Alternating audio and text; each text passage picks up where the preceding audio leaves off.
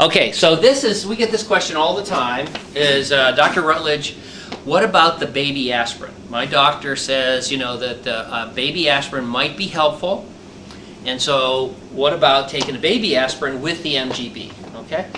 So I don't have the numbers in front of me, so I'm sure I'm going to get some intense flaming emails from patients where I stumble on this. But basically, if you take a baby aspirin a day, and you have a low risk or even a moderate risk of having a heart attack, the impact of lives saved from that baby aspirin is pretty small.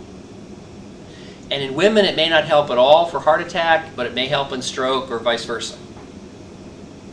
Now, if you've had a heart attack, or if you've had coronary artery disease with a percutaneous intervention where they put in a stent or a balloon, the value of the aspirin tablet goes up. But to just give the whole population aspirin, it's kind of a mixed bag, because the studies from taking a baby aspirin show that about 5% of people per year taking a baby aspirin every day suffer from a bleeding complication of the aspirin. That is, they get an ulcer or gastritis or something like that.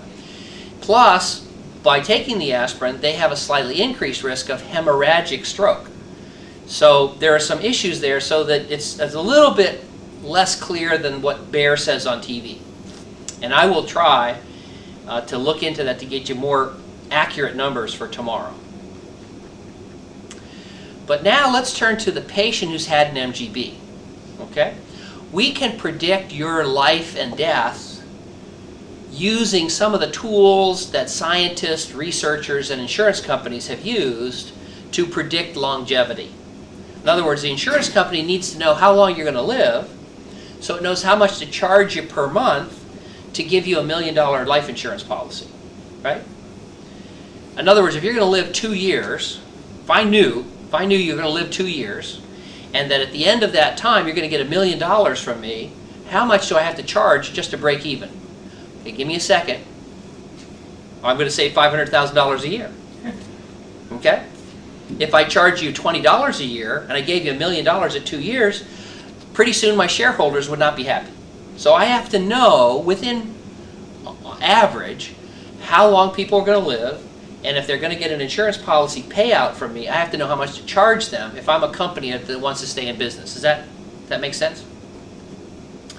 Well, you can go online and look at calculators like this. So for example, my average patient is a 39-year-old woman, weighs on average 300 pounds, has high blood pressure and diabetes, and if you take some of these calculators and put those numbers in, that woman who's 39 will live on average to age 65.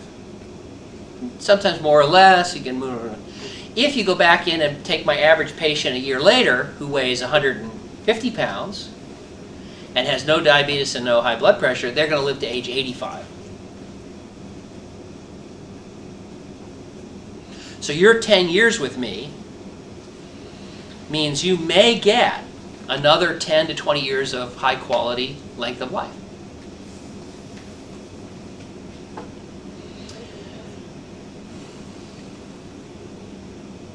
Okay.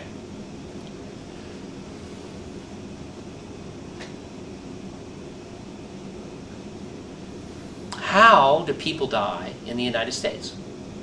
Well, the number one killer is still heart disease, cardiovascular disease, heart attack and stroke. Okay? How does the MGB lengthen life? Well, there's no absolute way to say, but probably we can look at the predictors that are measurable and look at the risk of heart attack and stroke and death. So for example, if you have somebody's blood pressure, it helps you predict how long they're going to live, and their cholesterol, and their triglycerides, and their thrombin, and their C-reactive protein, and their weight, and you can put all that together. If you go back and look at these studies of risk factors of lifespan and heart attack and stroke, the MGB does spectacularly well at improving your risk factors of heart attack, stroke, and death. So your cholesterol goes way down. Have you had your cholesterol measured? I have. Last time I've been normal ever since I was. And cholesterol measured? Me too. It went from like 222 down to, I think it's like 165. Right. That's a really low number, and your triglyceride? I'm not positive. I know that all my blood work is normal except I'm anemic. But Okay, and we can talk about anemia. So if you look, C-reactive protein, triglycerides, cholesterol, thrombin, the surgery takes all these powerful predictors of heart attack, stroke, and death and makes them better so that our patients come out of the predictors with a much lower risk of heart attack, stroke, and death.